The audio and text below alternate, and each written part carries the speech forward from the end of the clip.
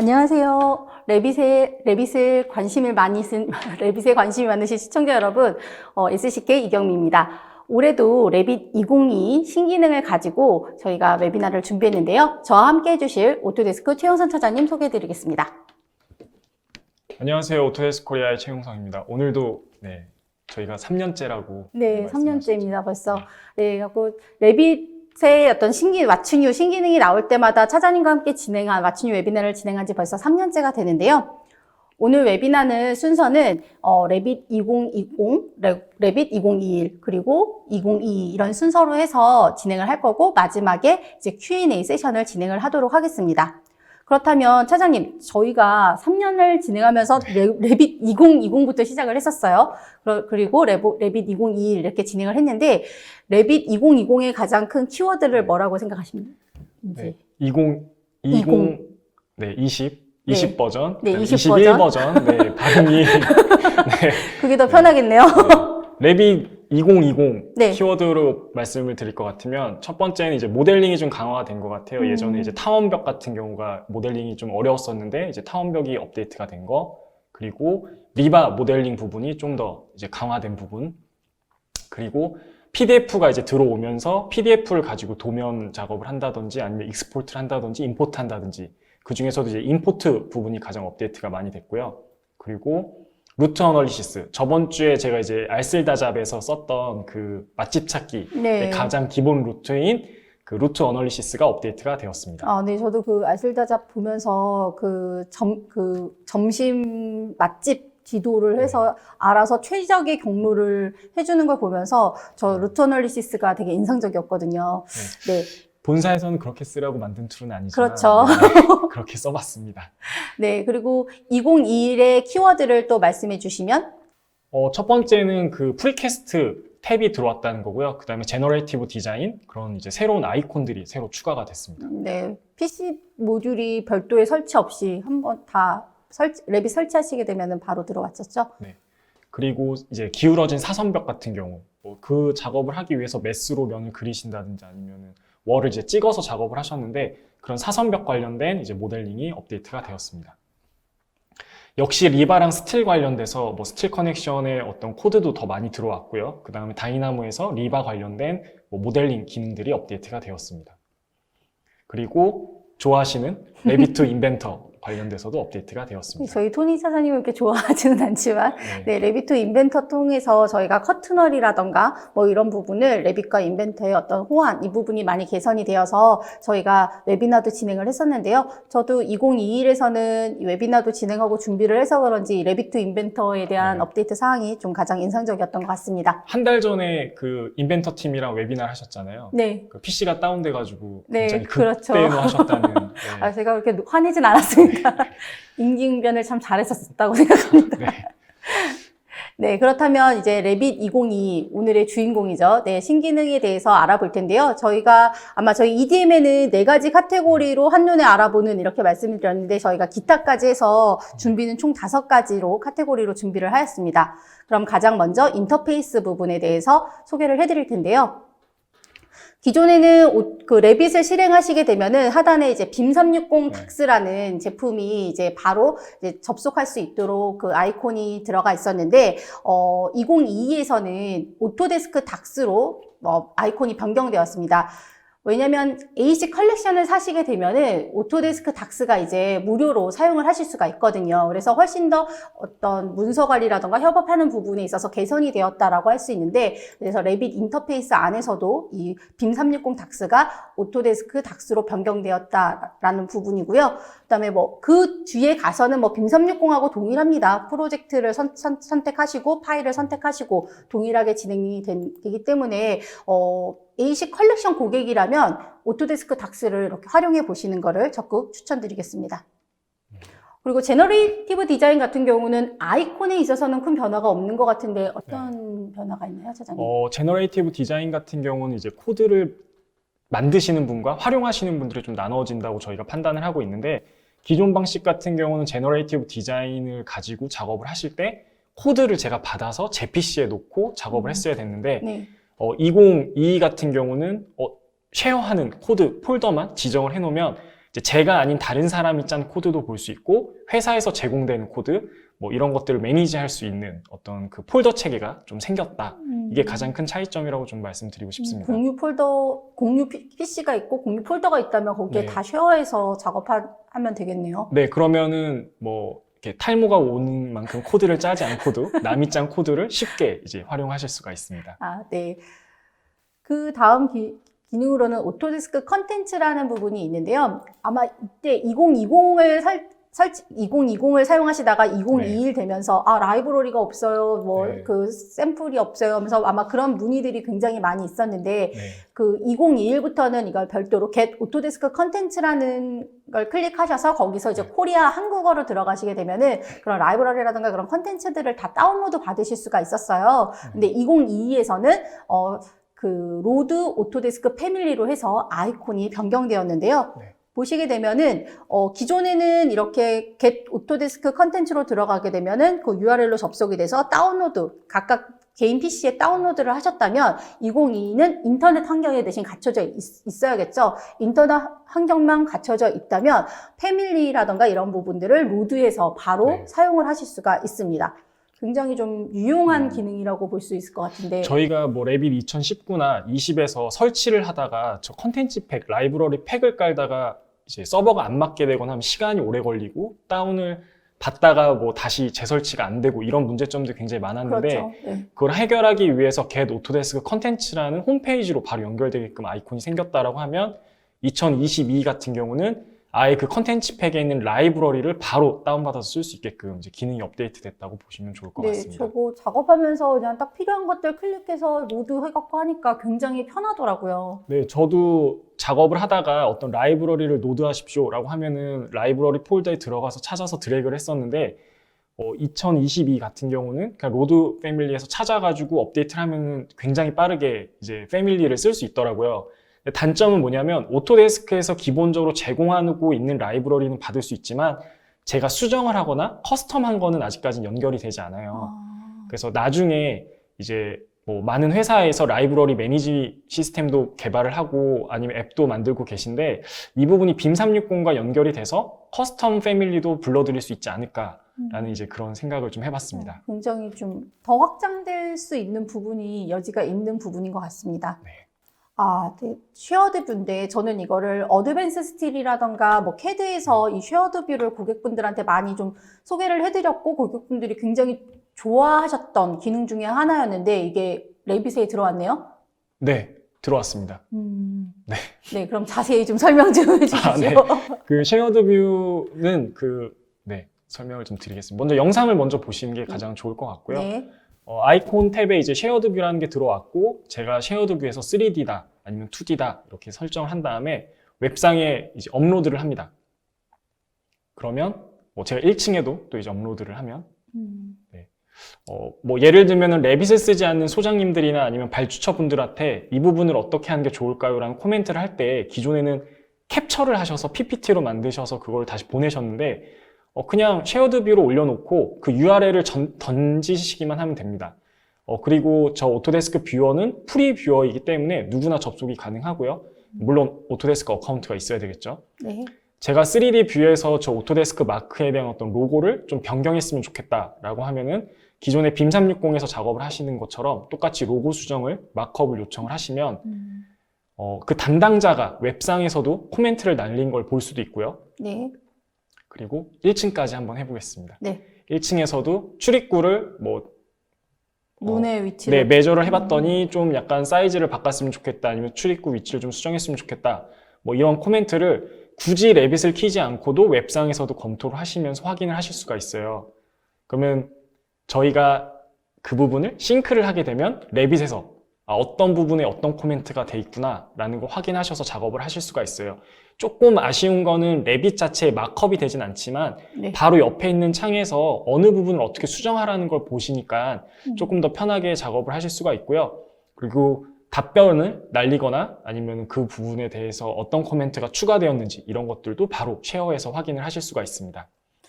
네, 그리고 저도 이 부분에서 제일 좋았던 거는 만약 프로그램을 설치하지 않으신 그런 진짜 발주처라던가 다른 이해관계자들한테 요 링크를 내보내기를 할 수가 있어요. 그러면 요 링크 URL만 전달을 하게 되면은 설치하지 않으신 분도 그 URL로 접속을 해서 네. 그 모델이라던가 도면을 확인을 하실 수가 있는 거죠. 기존에 제가 프로젝트를 했었을 때 했던 방식은 네. 레빗에 필터 기능을 넣어서 어떤 코멘트가 있으면 주황색, 코멘트가 없으면 녹색, 이렇게 해서 저도 모델링을 수정하거나 아니면 이제 소장님들한테 컨펌을 받았는데, 이런 부분들이 쉐어드 뷰가 있다라고 하면 굳이 저렇게 코멘트를 계속 찾거나 아니면 검색하고 이러진 않아도 될 것 같고요. 네. 그리고 어떤 분이 이제 질문을 주셨는데, 코멘트가 많을 때는 그 코멘트를 검색할 수 있나요? 네, 엑셀 파일로 코멘트 날린 거를 찾을 수가 있고요. 그래서 그걸 가지고 뷰를 찾아서 확인을 하실 수가 있습니다. 그래서 굉장히 어떻게 보면 이런 검토라던가 서로 협업하는 데 어떤 매너를 많이 줄일 수 있는 그런 기능 중 하나라고 생각이 됩니다. 이 모델을 업로드를 하시잖아요. 네. 그럼 모델을 업로드를 하시게 되면은 30일이 지나면 네. 이 모델이 그냥 익스파이어드 됩니다. 네. 지워집니다. 그렇기 때문에 그렇다고 30일 후에 그럼 또 못 쓰나 그게 아니라 만약 그러면 모델을 또 업로드를 해주셔야 되겠지만 하나의 업로드된 모델의 기준은 30일 이후에는 익스파이어드 된다. 그 부분만 좀 주의하시면 될 것 같아요. 하지만 익스파이어드 된다라고 하면 네, 연장할 수 있습니다. 네, 그래서 따로 모델을 올리지 않으셔도 계속 그 코멘트를 유지하실 수가 있고요. 중요한 거는 오토데스크 닥스에 올리시는 게 아니고요. 오토데스크 프리뷰어이기 때문에 누구나 접속해서 사용을 하실 수가 있습니다. 네, 오토데스크 뷰어를 활용을 하시면 굉장히 좋고, 그다음에 이 부분은 쉐어드 뷰라는 아이콘을 통해서 다이렉트로 연결이 되는 부분이죠. 네, 그러면 어떻게 인터페이스 부분 정리를 한번 좀 해주시자면. 네, 일단 첫 번째는 오토데스크 닥스라는 기능이 들어왔다는 거, 그다음에 GD 관련돼서 인터페이스가 바뀌었다는 거, 그다음에 로드 오토데스크 패밀리라는 탭이 새로 생겼다는 거, 그다음에 쉐어드 뷰 기능이 생겼다는 거, 이렇게를 말씀드릴 수 있을 것 같습니다. 네, 저는 이 중에서도 이 클라우드 펑션에 대한 강화 부분이 가장 큰 특징이 아닐까 싶습니다. 네, 그럼 이제 모델링 부분 들어가도록 하겠는데요. 네, 차장님 모델링 부분 한번 좀 설명 좀 부탁드리겠습니다. 테이퍼월이라는 게 새로 생겼어요. 기존의 타원벽, 사선벽, 그다음에 테이퍼벽 이렇게 이제 벽이 새로 생겼는데 뭐 그 기능을 조금 한번 보시면 저희가 솔직히 건축에서는 많이 쓰지 않는 벽 같아요. 네, 그 사선벽. 옹벽이나 뭐 이런 네. 쪽 거의 토목 쪽에 많이 쓰이는 게 저 테이퍼월일 것 같거든요. 네, 뭐 영상을 보시면은 2021 같은 경우는 이제 그런 기능이 실은 없습니다. 네, 네. 제가 각도까지는 이제 조정이 되는 거가 21까지는 되지만 그 다음에 뭐 기울어진 곡선벽 같은 경우도 뭐 사선으로 넣는 거에 대해서는 큰 문제가 없습니다. 근데 이제 테이퍼벽 같은 경우는 기존 방식이 안 됐기 때문에 저희가 뭐 벽을 이제 결합해서 쓴다든지 아니면 따로 모델링을 해서 벽을 올리고 이런 작업들이 필요로 했는데요. 그 외에도 벽 기능 중에 업데이트가 된 게 사선벽 같은 경우는 수정이 안 됐어요. 에디트 월이 안 됐거든요. 그래서 저희가 오프닝을 가지고 벽을 잘라낸다든지 뭐 이런 작업이 있었지만 2022 같은 경우는 기울어진 사선벽에 대해서도 에디팅이 바로 되고요. 그래서 조금 더 디자인적으로 월을 표현하실 때 좀 도움이 될 것 같습니다. 좀 테스트를 좀 계속, 그러니까 기능이 같다는 걸 계속 제가 보여드리는 거고요. 저기서 에디트 월을 하면은 물론 오프닝도 되고 그리고 벽의 어떤 자유도를 조금 더 준 케이스인 거죠. 형상이 레이아웃이 변경되면은 그냥 바로 수정도 할 수 있고 사선벽이어도. 근데 사선벽도 곡선 같은 경우는 에디팅이 안 되더라고요, 아직은. 그래서 일직선인 사선벽만 지금 현재는 수정이 가능합니다. 그 테이퍼벽 같은 경우는 일단 기울어진 사선의 어떤 각도를 제가 좌우를 선택해서 줄 수가 있고요. 그러면 조금 뭐 저는 많이 쓰는 벽은 아니지만 이제 토목 쪽이나 아니면은 뭐 인프라 쪽 하시는 분들은 레빗을 이용해서 저런 것들을 좀 표현할 수 있지 않을까라는 생각이 좀 들었습니다. 옹벽 쪽에 활용하면 굉장히 좋을 것 같아요. 네, 그렇습니다. 그럼 넘어갈까요? 네.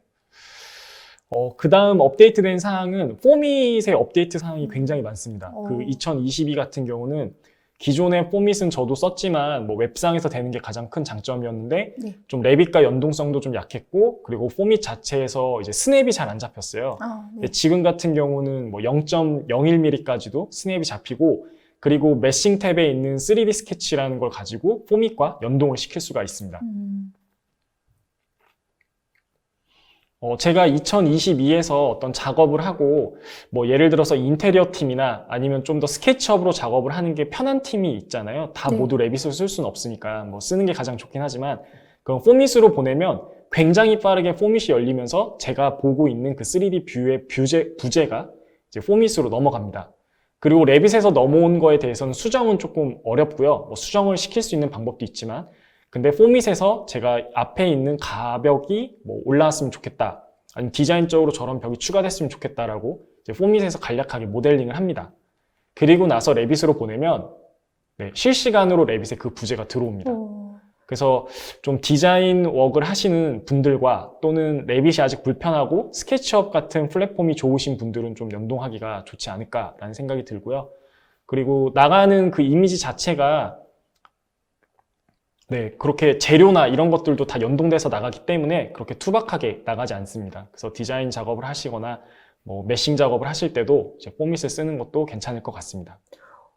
되게 이 부분이 제일 좋은 것 같아요. 초기 스케치업이라든가 뭐 이런 스케치하는 거에서는 뭐 포밋이라든가 여러 툴들이 있지만 결론적으로 CC 설계로 넘어가고 그다음에 설계를 하기 위해서 레빗이라는 뭐 툴 아니면 BIM 툴을 쓴다라고 했었을 때 우선 레빗과 포밋의 어떤 연동성 이런 부분은 굉장히 좀 업무에 대한 효율성을 증대시킬 수 있는 부분이지 않을까라고 생각이 좀 들어요.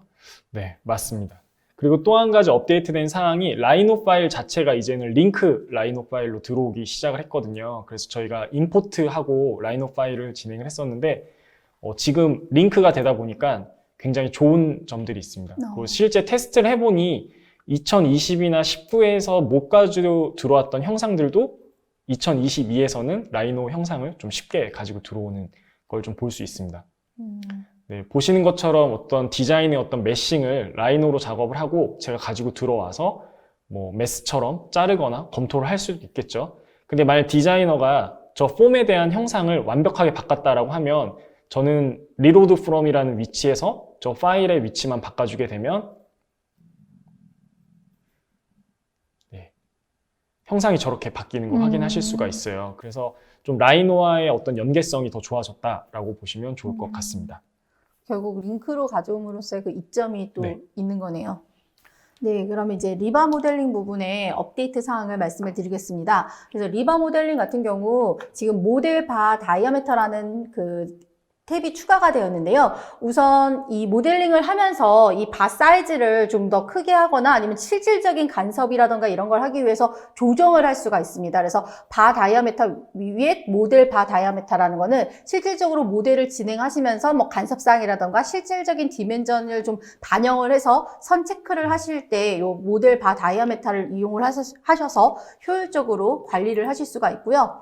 그 다음 기능은 리바셋입니다. 실질적으로 이 리바를 모델링 하게 되면은 이게 세트로 되어서 이 세트를 약간 편집하기가 어렵기 때문에 세트를 여러 개로 쪼개서 작업을 하시거나 뭐 오프닝이 있다면 이 오프닝을 기준으로 해서 세트를 여러 개를 좀 만드셨다면 영상으로 보시게 되면은 이 리바셋 같은 기능은 만약 오프닝이 있어요. 그러면 거기에 있는 이 세트에서의 리바를 삭제를 하고 또한 이 철근 자체의 간격을 조정을 해서 얘를 쉽게 세트 예전보다는 세트 자체를 훨씬 더 효율적으로 활용을 하실 수 있기 때문에 아마 모델링 하시는 부분에 있어서의 어떤 효율성이라던가 어떤 속도를 많이 개선을 할 수 있는 부분이 바로 이 리바셋 부분인 것 같거든요. 그래서 오프닝 부분이라던가 여러 사항들을 세트 자체에서 각각의 개별 철근을 컨트롤 하실 수 있다는 부분이 가장 큰 메리트라고 생각을 합니다.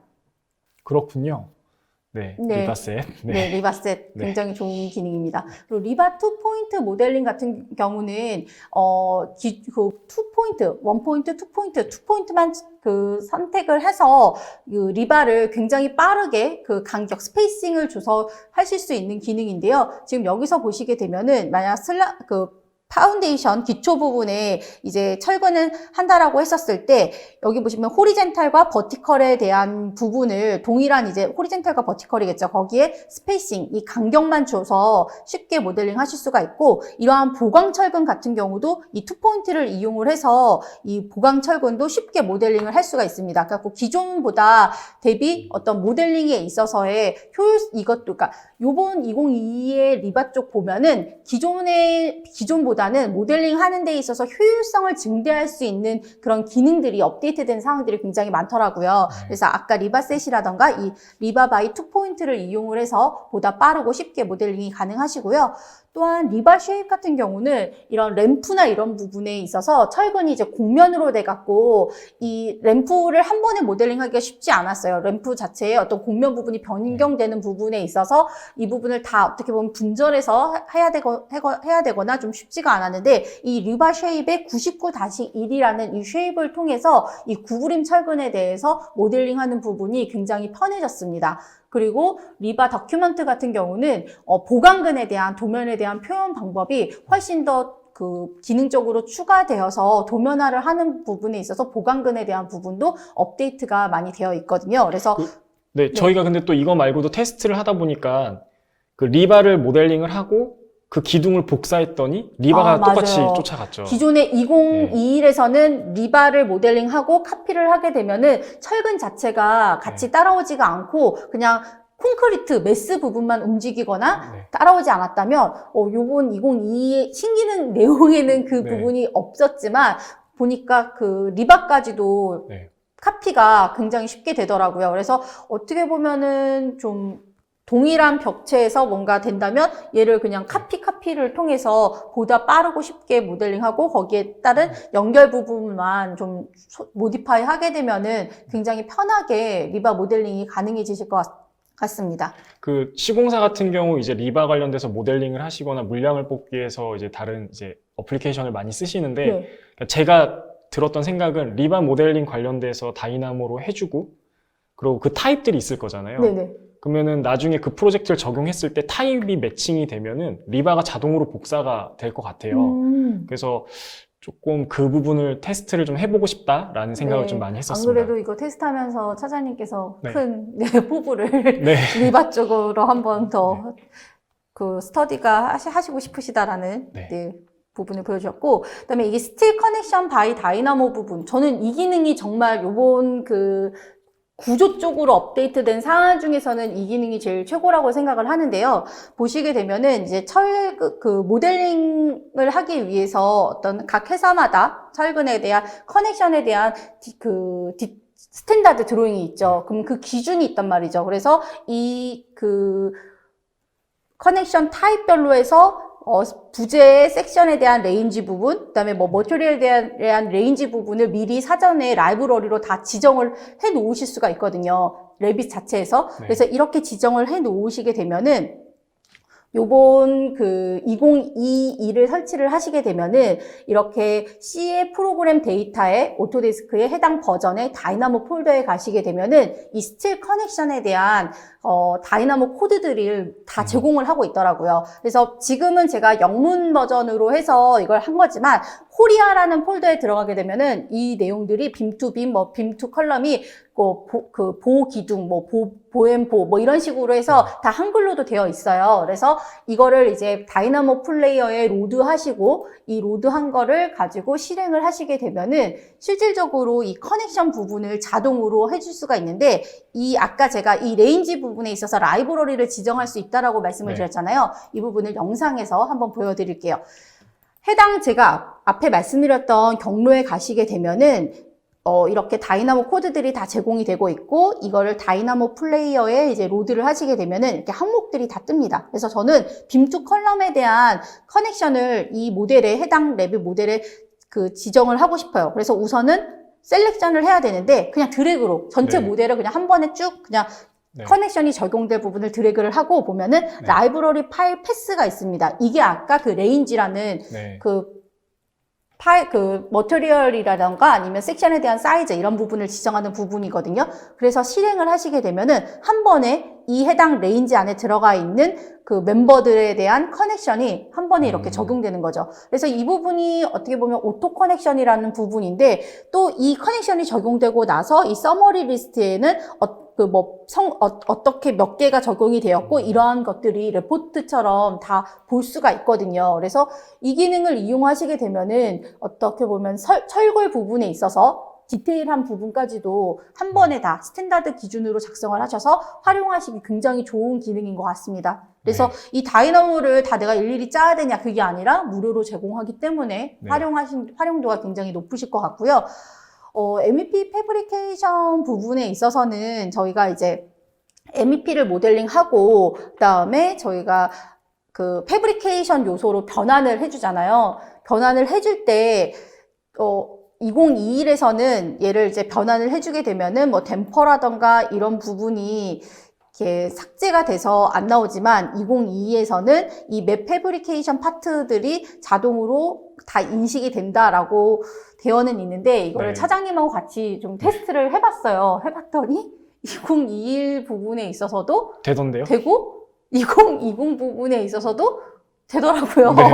그래서 이 부분은 업데이트 사항이라고는 되어 있는데 이게 실질적으로 하시는 분들은 내가 이거 기존에 했었을 때 이거 문제 없이 됐는데 라고 말씀을 하실 수도 있을 것 같아서 우선 그 부분은 저희도 테스트를 해봤더니 이런 이슈들이 있더라라는 거를 그냥 솔직하게 말씀드리는 부분입니다. 그래서 뭐 기능이라는 거는 이제 기존에 이제 그냥 우리가 레빗 MEP 기능으로 덕트라던가 댐퍼라던가 레듀싱 라던가 이런 피팅류들을 다 모델링 했었을 때 이거를 맵 패브리케이션 파트로 전환했을 때 누락되는 아이템 없이 자동으로 다 변경되는 게 이번 2022 업데이트 사항이다 라고는 하지만 하여튼 기존에도 안 되는 아이템이 혹시라도 있었을지 모르겠지만 대부분 저희가 테스트를 했었을 때는 그 아이템에 있어서는 다 변환이 잘 되었다라는 부분 말씀드리고 싶고요. 그래서 영상으로 보시게 되면은 이런 식으로 2021에서 이제 이 모델링을 했었을 때 지금 보면은 여기 피팅류들이 좀 이 맵 패브리케이션 파트로 적용이 안 되는 부분이었고 지금 2022는 이렇게 그 맵 패브리케이션 파트로 변환했었을 때 누락되는 아이템 없이 모든 파트가 다 자동 변환이 된다라는 부분과 그리고 또한 이 모디파이 되어 있는 부분, 그러니까 만약 피팅류들이 끊겨져 있었을 때, 이 패브리케이션 파트는 모디파이 하는 부분이라던가 이런 게 저희 MEP 모델링 하듯이 되게 쉽게 그냥 연결하게 되면 자동으로 얘가 피팅류라던가 이런 것들이 변환되고 하는 이 에디팅 하는 부분이 또 2022에 개선된 사항이더라고요. 그래서 저는 요 에디팅 패브리케이션 파트 요 부분이 되게 유용하게 쓰실 수 있는 기능 중 하나라고, 업데이트된 기능 중 하나라고 저는 생각을 합니다. 네, 알겠습니다. 그럼 모델링 부분 한번 정리를 해주시면. 일단 월 부분이 좀 업데이트 사항이 있는 게 사선벽을 에디팅하는 방식도 새로 생겼고, 그 다음에 테이퍼 벽, 토목 관련된 벽을 그리는 거, 그 다음에 레비투 포밋, 그 다음에 링크 라이노 파일, 그 다음에 리바랑 스틸 모델링이 이제 업데이트가 되었습니다. 저는 여기에서 가장 좀 기대가 되고 좀 키워드라고 생각하면 이 포밋에 대한 업데이트가 굉장히 좋을 것 같습니다. 이 워크플로우를 소개를 하시게 되면은 실질적으로 설계하는 단계에 있어서 그 초기 컨셉셜 디자인 단계와 그다음에 실질적으로 상세 설계 단계에서의 어떤 연동 부분이나 이런 부분이 굉장히 효율적으로 진행이 될 것 같아서요. 포밋 업데이트 사항을 줄 수 있을 것 같습니다. 이제 한 분이 또 질문을 주셨는데 포밋에서 수정을 요청한 모델링은 매스 기반으로 들어오나요? 그러니까 포밋에서 만일 정의를 벽이나 기둥으로 레이어로 정의를 하신다면 가능하겠지만 그게 아니라 레이어 정의 없이 그냥 매스만 모델링을 하면 이제 레빗에서는 그게 어떤 부재인지 인지를 하지 못합니다. 그래서 일단 임포트 카테고리로 들어오고요. 그래서 딱 매스나 어떤 정의된 객체로 들어오진 않습니다. 그 부분을 좀 유념하셔야 될 것 같습니다. 그리고 이제 인포메이션. 어떻게 보면 BIM에서의 제일 중요한 건 인포메이션이기도 하죠. 그래서 인포메이션의 어떤 그 업데이트 사항에 대해서 차장님께서 설명을 해주시겠습니다. 일단 필터에 공정 기능이 들어왔다는 게 가장 저는 좋았거든요. 예전에 이제 필터 같은 경우 공정 기능이 없을 때에는 일일이 다 필터의 날짜를 먹인다든지 아니면 다른 이제 뭐 타임 마크나 이런 걸 통해서 공정을 기입하거나 아니면 프로젝트 파라미터를 기록해서 이제 작업을 했었는데 영상으로 보시면 레빗 2021 같은 경우는 필터에 어떤 기능이 없습니다. 그래서 공정에 어떤 정보를 주기 위해서 첫 번째는 내가 어떤 공정이다라는 걸 먼저 선택을 네. 해야 되겠죠. 그래서 공정에 관련된 정보를 등록을 하고, 그 다음에 아무래도 필터를 가지고 뭐 기존의 철거, 아니면 기존, 신축, 이런 것들에 대해서 정의를 내리는 기능이 그렇게 많지가 않아요. 그래서 저희가 이런 공정을 만든 다음에 결국 나비석스에 가서 다시 시뮬레이션을 한다든지, 아니면 공정 관련된 보고를 할 때도 그 부분이 안 됐기 때문에 다른 툴을 이용해서 이제 뭐 작업을 했었는데, 레빗 2022 같은 경우는 필터에 공정이 있다 보니까 굉장히 표현하거나 아니면 비주얼빌리티 작업을 할 때 굉장히 좀 빠르게 진행을 할 수가 있습니다. 현장에서 레포트 작업할 때도 굉장히 편하게 네. 편해요. 저도 현장에 있을 때 저 작업을 위해서 저희가 따로 공정 파라미터를 만들어서 일일이 기록을 하고 또 작업을 했었는데, 그렇게 하지 않아도 좀 월별 공정표나 아니면은 뭐 이미지를 만드는데 그렇게 어렵지 않을 것 같더라고요. 제가 필터를 뭐 몇 가지를 이제 만든 다음에 적용을 한번 해봤습니다. 그래서 굉장히 빠르게 어떤 공정 관련된 뭐 보고 자료를 만드신다든지 아니면 모델링을 확인하실 수가 있습니다. 그래서 저 부분이 따로 파라미터를 만드시는 게 아니고요. 그냥 기존에 있었던 공정 관련된 파라미터를 충분히 이용하셔도 저렇게 표현이 가능합니다. 이거는 이게 빔이라는 것 자체가 뭐 설계빔도 있고 시공빔도 있고 한다면 네. 요즘 시공빔에 대한 이슈도 굉장히 크잖아요. 네. 그랬을 때 레빗에 요 기능이 추가됨으로써 네. 시공빔의 활용도도 더, 그러니까 뭐 기존에도 하시려면 네. 하실 수 있었지만 그 작업하시는 부분을 굉장히 좀 쉽게 네. 해줄 수 있는 기능일 것 같아요. 제가 알고 계셨던 분이 리모델링 프로젝트를 했을 때 신축과 철거 부분에 대해서 저 필터를 이용하고 싶다라고 하셨는데 표현이 잘 안 되셨어요, 실은. 네. 근데 아마 그런 리모델링 프로젝트에서도 필터를 이용하면 이제 공정대로 좀 작업을 좀 원활하게 도면화가 가능하지 않을까라는 생각이 들었습니다. 사장님께서 그 말씀해 주시니까 공유 오피스 이런 데도 계속 수시로 이런 그 계약 네. 조건이 바뀌어갖고 네. 이런 것들을 페이지로 관리를 좀 많이 하고 싶어 하시던데 네. 그런 쪽도 굉장히 유용하게 요 필터 기능으로 쓸 수도 있지 않을까? 맞습니다. 네, 맞습니다. 네. 그 다음에 스케줄에 웍셋 기능이 추가가 됐어요. 저희가 웍셋을 뭐 건축 파트, 구조, 뭐 쉘 이렇게 나누시기도 하는데, 또는 뭐 작업자 이름으로도 이제 작업하실 때 웍셋을 나누시는 팀도 있는 걸로 알고 있습니다. 근데 웍셋 기능이 들어오게 되면 뭐가 좋냐면, 저희가 이 웍셋 관련돼서 스케줄링이 안 됐을 때는 일일이 부제를 찍어서 이건 건축이야, 구조야 이런 식으로 작업을 했었거든요.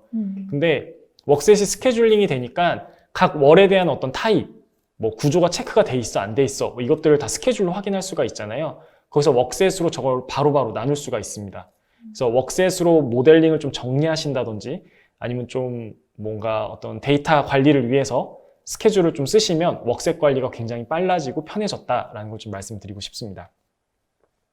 다음 또 저네요. 네. 네. 인포메이션 부분이 진짜 많네요. 네, 스케줄링 부분이 굉장히 업데이트가 많이 됐습니다. 저는 이 부분이 가장 좋았던 게 뭐냐면 네. 파라미터가 쉐어드 파라미터인지 프로젝트 파라미터인지를 기존 방식에서는 확인을 할 수가 없었어요. 그래서 어떤 프로젝트를 했을 때 그 부분들을 다 지우고 다시 파라미터를 추가하고 이런 것들이 이제 빔 매니저분들이 많이 작업을 하셨는데 2020 같은 경우는 죄송합니다.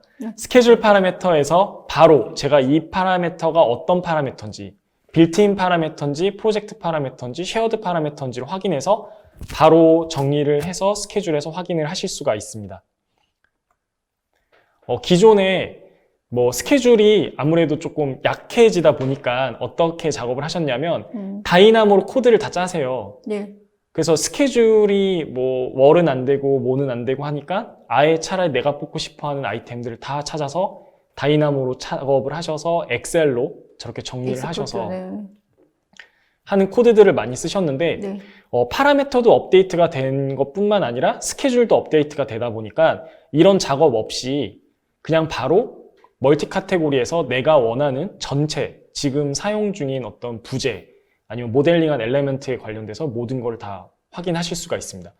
지금도 이제 검색 기능이 저렇게 있다 보니까 스케줄을 찾고 그 다음에 스케줄에 어떤 항목을 넣는데 굉장히 빠르게 작업을 하실 수가 있거든요. 네.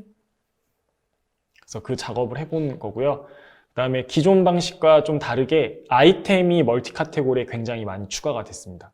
기존에는 월도 안 됐고 네. 바닥도 안 됐고 뭐 5가지 부재에 관련돼서는 이제 뽑을 수가 없었는데 지금 같은 경우는 멀티 카테고리에서 모든 부재를 저렇게 뽑으실 수가 있습니다.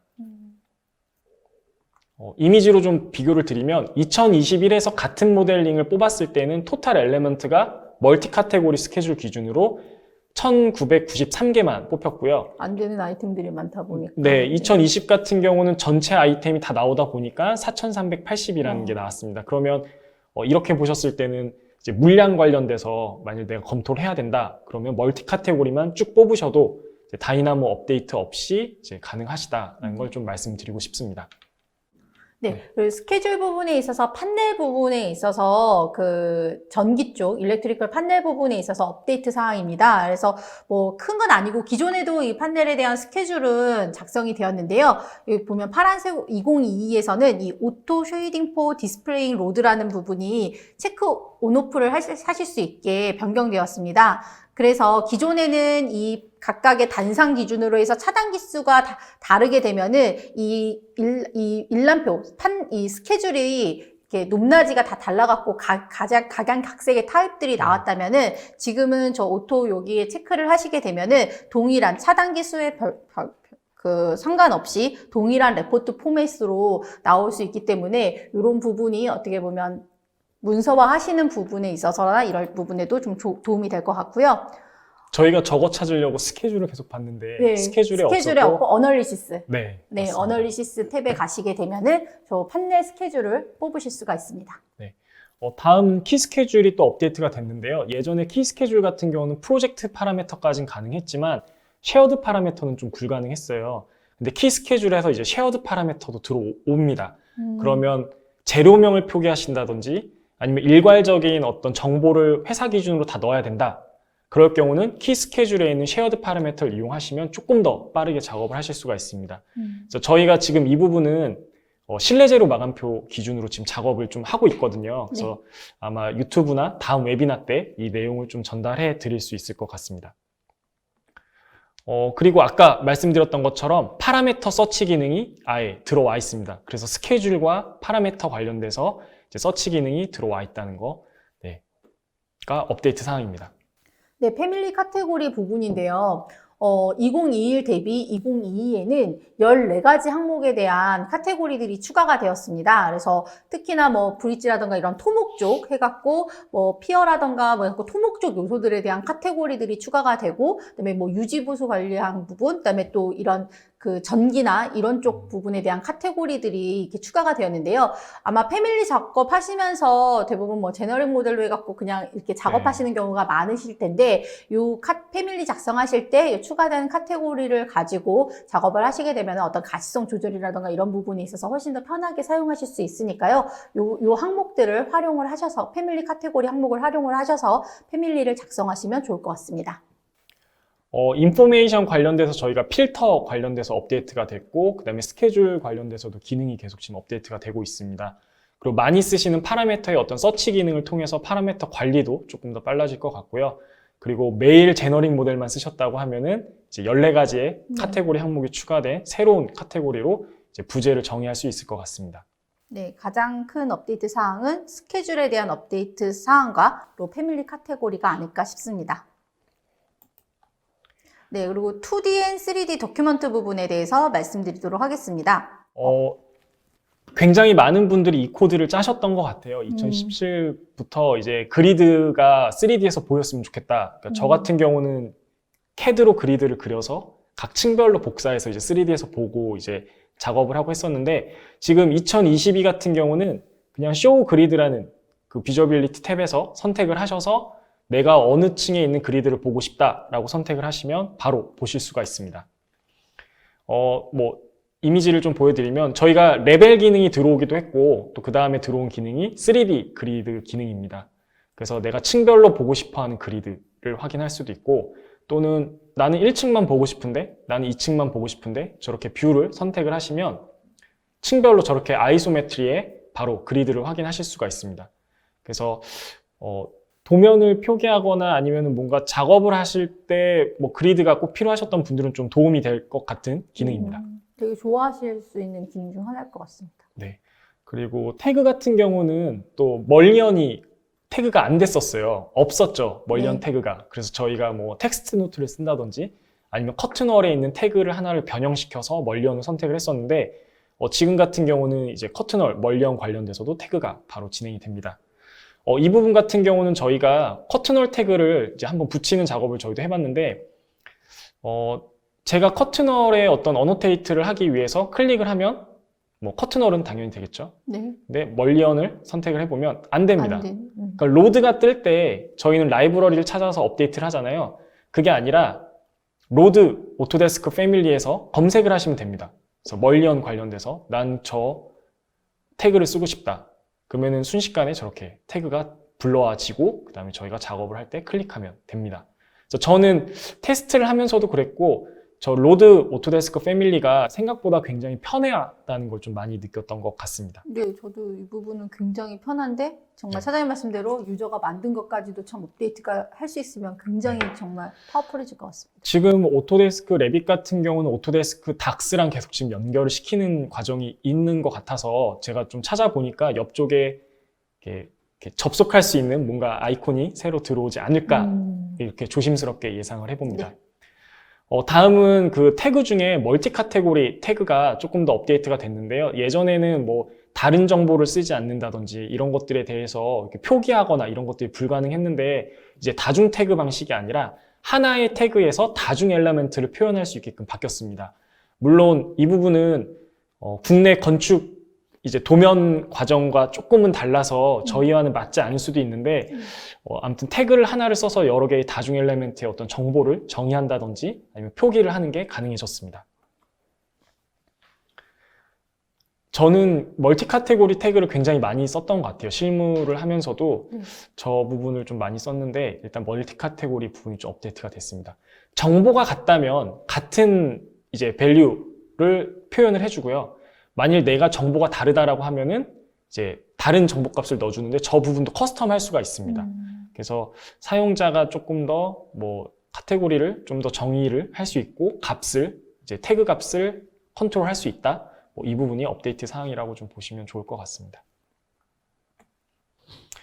그 다음에 나온 아이템은 이제 태그 슬로프 관련돼서인데 일단 2022에서 업데이트가 됐다고 했어요. 그래서 저희가 2020 버전부터 다 테스트를 해봤는데 그냥 되더라고요. 그래서 네, 기존 방식에서도 되는 거가 맞다라는 걸 좀 말씀드리려고 아이템을 좀 넣어봤습니다. 네, MEP 심볼 부분입니다. 그리고 기존에는 저희가 MEP 심볼 같은 경우 실링 부분이나 이런 쪽에 이게 태그가 나오고 했다면은 이 지금 그 프로퍼티 창에서 보시면 아덜에 그 어노테이션, 오리엔테이션에 V체크를 하시게 되면은 이렇게 실링에만 그 심볼이 붙는 게 아니라 벽이라던가 이런 쪽에도 심볼이 붙기 때문에 이런 MEP 쪽 요소들을 하면서 이제 심볼을 마킹하는 그런 문서화 작업 부분에 있어서 굉장히 기존에는 지원이 안 됐던 부분이 지원이 되면서 굉장히 편하게 사용을 하실 수 있을 것 같고요. 이 부분은 컬러 스킴이 변경된 건데 이런 네. 룸 에어리어를 네. 표시하는 부분에 있어서 이 표를 만들게 되면은 여기 컬러들이 네. 다 이제 룸마다 해서 컬러를 줄 수가 있는데요. 기존에는 이렇게 원색 컬러로 해서 대부분 표현이 되었어요. 그런데 2022에서는 이게 파스텔 톤으로 변경이 되었다라고 해서 이걸 실질적으로 적용을 해보니까 2021에서는 이렇게 원색적인 좀 컬러가 좀 그렇고 2022는 파스텔 톤으로 하는데 이거는 설계자 입장에서의 어떤 좀 취향에 따라서 달라질 것 같아요. 나는 솔직히 원색보다는 파스텔 톤이 좋다라고 하면은 2022의 이 파스텔 톤이 되게 좋으시겠지만 나는 한눈에 볼 수 있게끔 딱 구별되는 그런 컬러가 좋다 하면은 그냥 2021의 이 기능만으로도 만족하실 수 있는 부분인데 2022에서의 이 부분은 파스텔 톤도 쓸 수 있지만 2021의 이 원색 컬러로도 다 쓰실 수 있기 때문에 네. 어떻게 보면 선택의 폭이 좀 다양해졌다. 컬러 스킴을 통해서 네. 이 부분을 말씀드릴 수 있을 것 같고요. 부장님은 어떤 게 더 마음에 드세요? 저는 솔직히 파스텔을 더 좋아합니다. 근데 네. 차장님은 원색이실 것 같은데. 네, 저는 그 핫핑크를 좋아합니다. 네. 네, 저는 파스텔 톤을 더 좋아합니다. 네.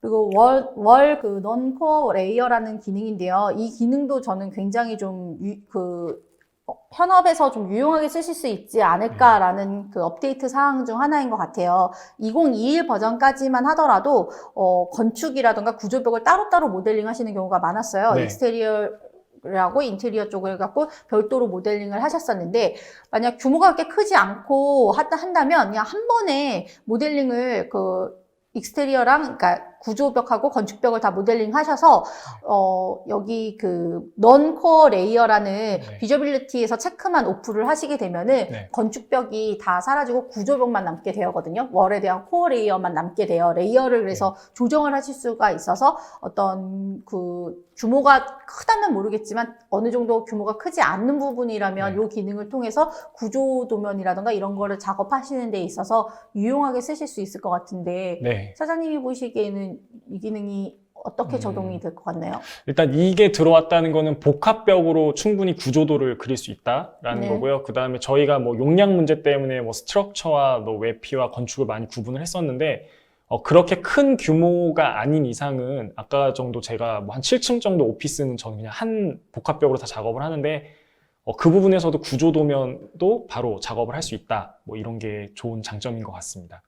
그리고 보면은 뭐 레빗 같은 경우 퍼포먼스 부분에서 말씀하실 때 사장님께서 작업자가 핸들링을 어떻게 이 VV 창을 통해서 잘 하냐에 따라서도 퍼포먼스 부분은 얼마든지 개선할 수 있다라고 네. 하셨는데, 이 부분도 되게 좀 그런 의미에서도 좀 활용도가 있을 것 같은데. 네, 그렇네요. 네.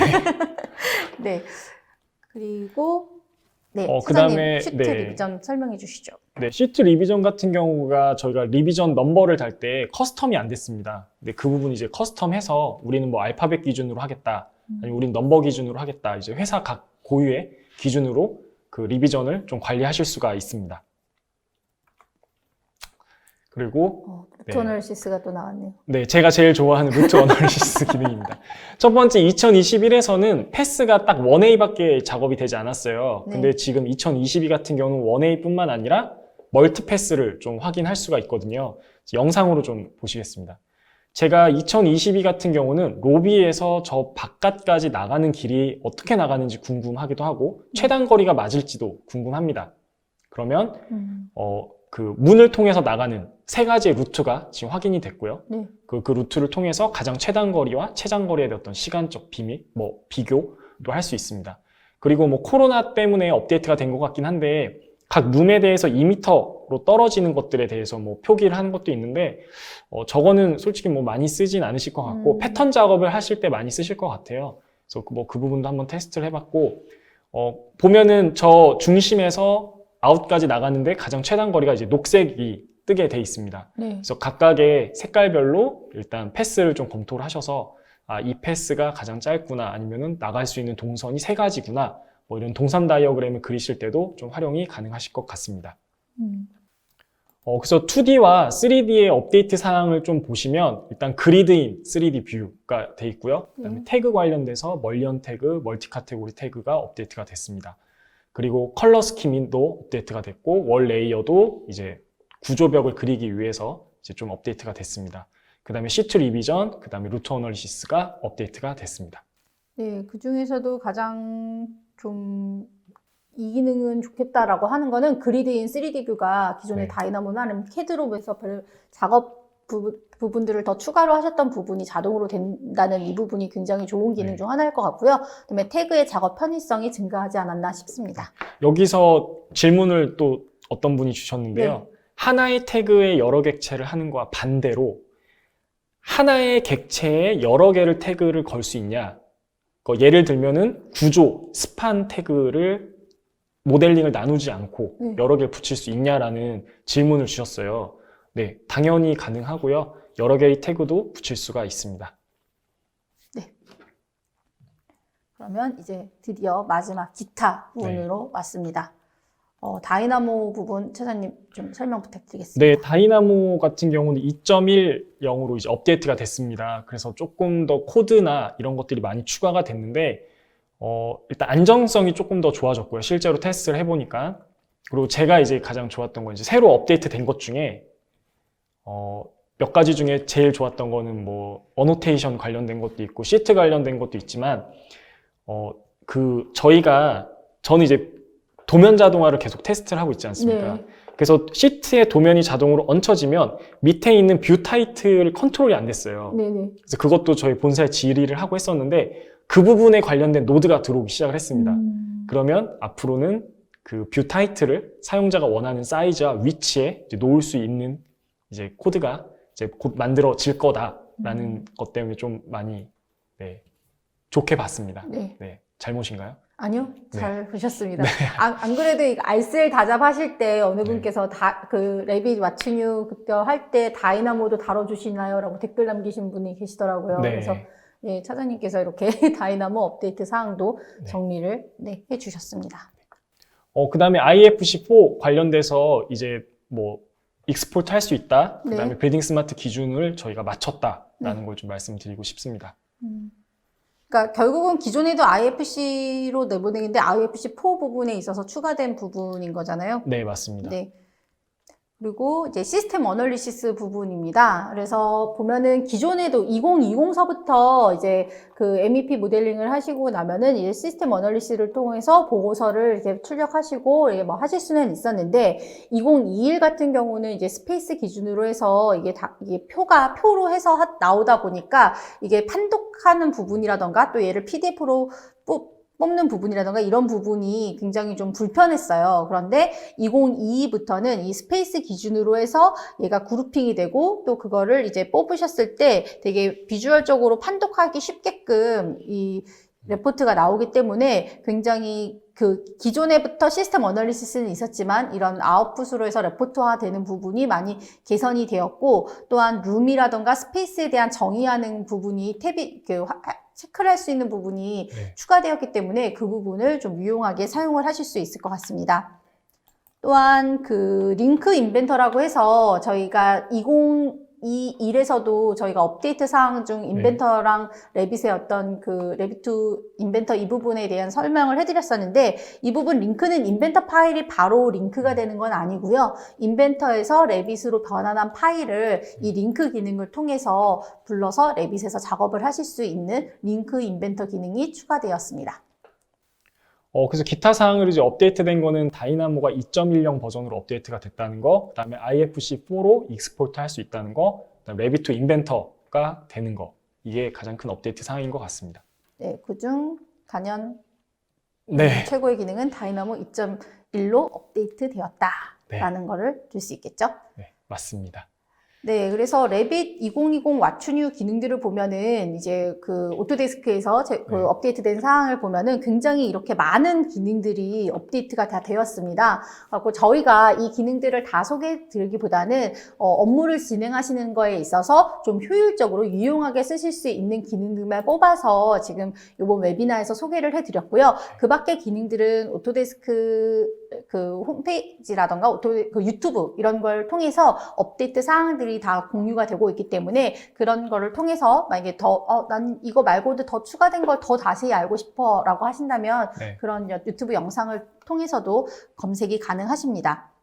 정리를 좀 하면은 네. 일단 부장님께서 뽑은 키워드는 인터페이스에 관련돼서는 클라우드 펑션이 네. 들어왔다.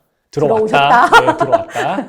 네, 모델링에서는 네, 레빗2 네. 포밋. 네, 인포메이션은 스케줄하고 패밀리 카테고리의 업데이트. 네, 그 다음에 2D랑 3D 도큐멘트 작업에서는 그리드인 3D 뷰와 태그에 대한 작업 편의성이 증대되었다. 네, 그냥 기타 사항으로는 다이나모 2.1로 업데이트가 되었다. 네, 그래서 저희가 굉장히 많은 업데이트 기능이 있지만 실제 이거를 보고 현업에 딱 도움이 되시거나 할 수 있는 아이템들을 추려본 거고요. 네. 그래서 5가지 아이템으로 좀 설명을 드렸습니다. 그래서 좀 작업하시는데 요거 보면은 레이티스트 버전 나왔다 하면은 다들 어떤 기능이 업데이트 되는지 궁금해 하시니까 네. 저희가 유용한 기능들로만 좀 추려 본 거고요. 네, 네. 그러면 이제 Q&A 시간을 가져보도록 하겠습니다. 차장님이 어. 중간중간 몇 가지 질문에 대해서는 답변을 네. 해주셨는데 네, Q&A를 한번 일단 가장 마지막 질문이 루트 어널리시스를 CAD 도면으로 익스포트 했을 때 레이어가 따로 생성되나요? 네, 따로 생성이 됩니다. 라인에 있는 패스 트래블이라는 레이어로 생성이 따로 되고 있습니다. 네. 그리고 조한무님께서 물어보신 건 리바셋이나 스틸 커넥션 등 구조 분야의 어떤 레빗 기능을 가지고 따로 웨비나를 해주셔도 좋을 것 같다라는 의견을 주셨거든요. 네, 한번 이 부분은 네, 네. 어차피 스틸 커넥션 부분 같은 경우는 어드밴스 스틸하고 레빗이 양방향 호환 때문에 그 부분에 대한 메리트가 굉장히 크거든요. 그래서 네. 그거와 연계해서 한번 저 부분은 준비를 해보도록 하겠습니다. 네, 그리고 아까 말씀드렸던 오토데스크 패밀리 로드 기능이 어떻게 보면 CAD에 있는 디자인 센터처럼 라이브러리를 갖고 올 수 있다라고 이제 의견을 주셨는데, 네, 뭐 저희도 그렇게 보고 네. 있습니다, 지금. 네. 저게 진짜 그 오토데스크 닥스로 들어오면 굉장히 좀 좋을 것 같긴 해요, 정말. 네, 저도 그렇게 생각을 하고 있습니다. 아까 조규창님께서 질문하신 메스 포맷은 해주셨고, 네, 그렇습니다. 기타 뭐 질문 사항이 없는 것 같습니다. 그래서 네, Q&A는 여기까지만 네, 진행을 하시죠. Q&A는 그럼 여기까지 진행을 하고요. 네.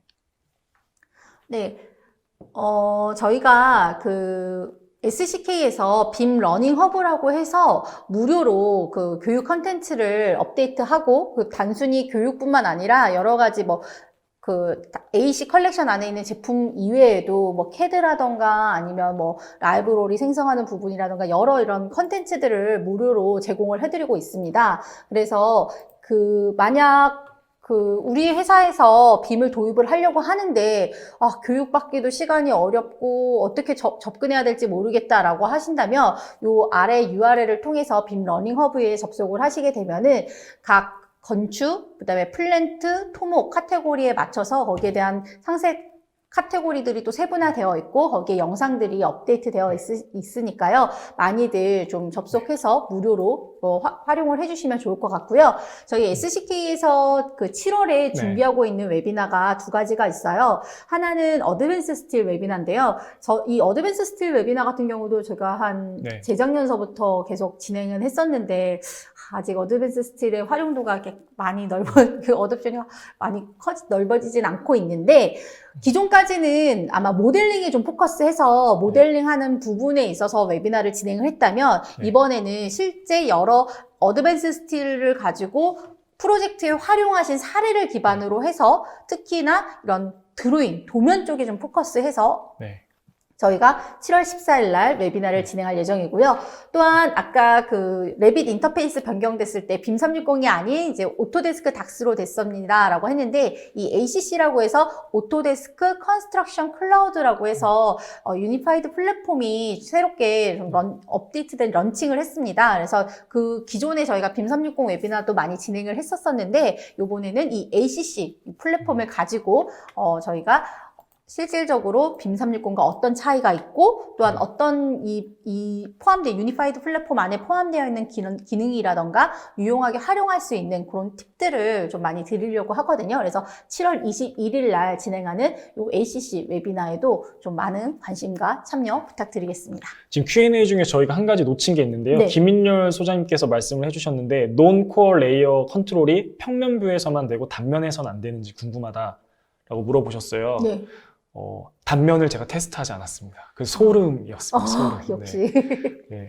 예리하시네요. 네. 선생님 저희가 테스트를 하고 개인적으로 연락을 좀 드리도록 하겠습니다. 근데 제가 알기로는 섹션에서도 되는 걸로 좀 알고 있거든요. 좀 더 확인을 해보고 다시 말씀을 드리도록 하겠습니다. 네, 알겠습니다. 좋은 그 질문 감사드립니다. 네, 그러면 저희 딱 시간 맞춰서 끝난 것 같습니다. 그래서 저희가 매번 이런 왓츠뉴가 매년 업데이트가 됐기 때문에 그 부분에 대한 이제 왓츠뉴 웨비나를 준비하고 있는데요. 뭐 이거 말고도 이런 웨비나를 진행을 했을 때 아까 되게 좋은 의견 주셨잖아요. 뭐 이런 것들에 대한 웨비나가 진행됐으면 좋겠습니다라는 이런 소중한 의견들을 많이 주시면은 저희가 그 컨텐츠에 있어서는 준비를 통해서 다음 웨비나에 그 준비를 통한 발표를 진행을 하도록 할 테니까요. 좀 많은 의견들을 주셨으면 좋겠습니다. 내년에도 왓츠뉴 또 하시는 건가요? 차장님께서 도와주신다면. 불러만 주시면 언제든지 작업을 하겠습니다. 네, 알겠습니다. 네, 지금까지 소중한 시간 웨비나 시청해 주셔서 너무 감사드리고요. 저는 지금까지 SCK의 이경미, 오토데스크 코리아의 최용성이었습니다. 네, 감사합니다.